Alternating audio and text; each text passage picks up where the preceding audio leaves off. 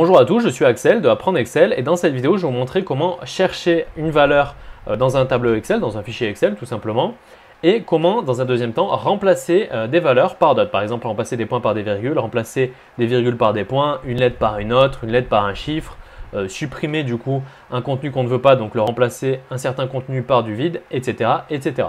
Alors si vous souhaitez recevoir un exercice complet avec le corrigé et la vidéo de formation correspondante, je mettrai un lien dans la description ou alors cliquez en haut sur la fiche. Vous n'avez qu'à renseigner votre email et vous recevrez tout ce contenu gratuitement par email. Alors ici par exemple, on a un fichier Excel qui est issu d'un export et cet export, au lieu de nous mettre des virgules, il nous a mis des points. Donc automatiquement, ce fichier Excel va être inutilisable. Par exemple, ici, si je veux faire la somme de tous ces montants, Excel ne va pas comprendre qu'il s'agit de valeurs numériques à sommer et il va par exemple prendre uniquement ici la seule valeur qui a une virgule ici.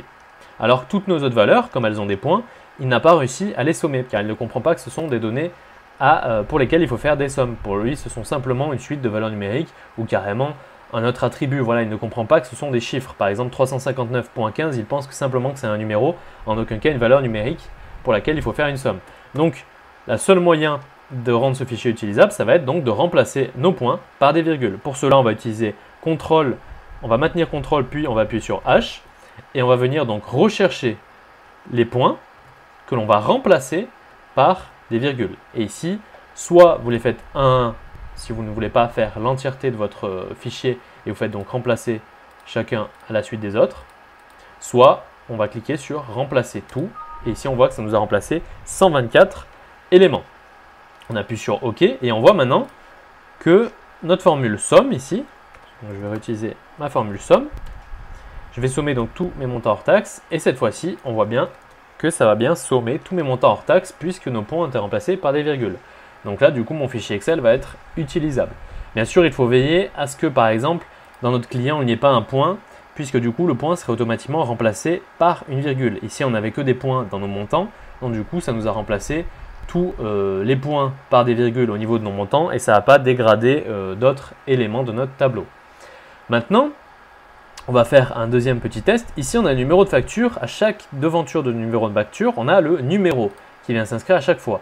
Donc, on pourrait venir supprimer un à un les numéros, ce qui serait particulièrement long. Alors, nous, ce qu'on va faire, on va utiliser une nouvelle fois cette formule, donc CTRL H avec notre raccourci.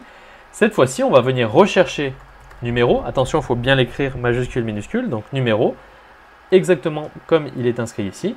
Et on va le remplacer par rien du tout, donc par un espace vide. On va cliquer sur remplacer tout et on voit que ça nous a fait 44 remplacements, soit le nombre de numéros de facture. Mais on voit ici que ça nous a supprimé le num qui était devant facture, puisque ça a absolument tout pris. Donc il faut penser par la suite à ne pas dégrader votre fichier Excel et à remplacer les valeurs qui n'ont pas été remplacées. On aurait pu, pour éviter d'avoir ce désagrément, le faire une à une, mais je pense que c'était bien plus rapide de les remplacer toutes, puis de venir réajuster ici, de rajouter numéro, num devant le numéro de facture.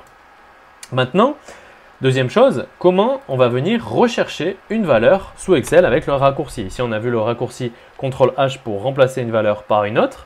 Maintenant, ce qu'on va faire, c'est qu'on va venir rechercher une valeur. Par exemple, dans tous ces numéros de facture, on veut rechercher le numéro 574, 522, 888, 49. Donc, soit on pourrait essayer de regarder où il est, mais imaginons qu'on a une centaine, voire 200 factures, ça va être très compliqué. Donc, ce que l'on va faire, on va utiliser le CTRL F.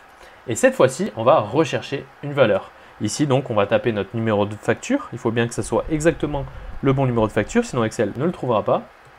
Et on va faire suivant. Et ici, ça va nous l'apparaître encadré. Donc, on a bien le numéro de facture ici que l'on a cherché, qui est venu s'encadrer ici. Comme ça, c'est ultra rapide. Bien sûr, si je mets un numéro qui n'existe pas et que je fais suivant, Excel va mettre un message d'erreur comme quoi on ne trouve pas les données recherchées. Par exemple, même chose. Ici, donc, vous pouvez basculer sur votre CTRL H. Vous avez le rechercher et ici CTRL H pour remplacer. Donc vous pouvez basculer d'une fenêtre à l'autre, CTRL F et CTRL A juste en cliquant ici. Par exemple, ici si je recherche une valeur qui n'existe pas, par exemple si je recherche énormément de W que je vais remplacer par des 1 et je vais faire remplacer tout, on voit que Excel ne trouve pas de données qui correspondent à ma valeur. Par exemple, par contre, du coup, si je mets un seul W, est-ce qu'il y a au moins un W? On va mettre par exemple un E, on va remplacer le E par le 1 par un numéro, voilà. On peut faire absolument ce qu'on veut, on peut même remplacer le E par carrément une phrase, ici la branche. Et on voit que ça nous a remplacé 62 éléments. Donc peu importe que ce soit des minuscules ou des majuscules, de toute façon Excel va le prendre en compte. Par exemple, ici, si je viens faire un CTRL H, donc pour remplacer, je vais remplacer donc ici le A par un 1.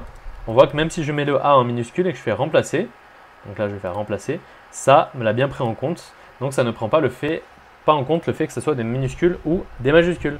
Donc voilà pour cette petite navigation au niveau de ce raccourci clavier sur Excel pour rechercher et remplacer des valeurs. À bientôt!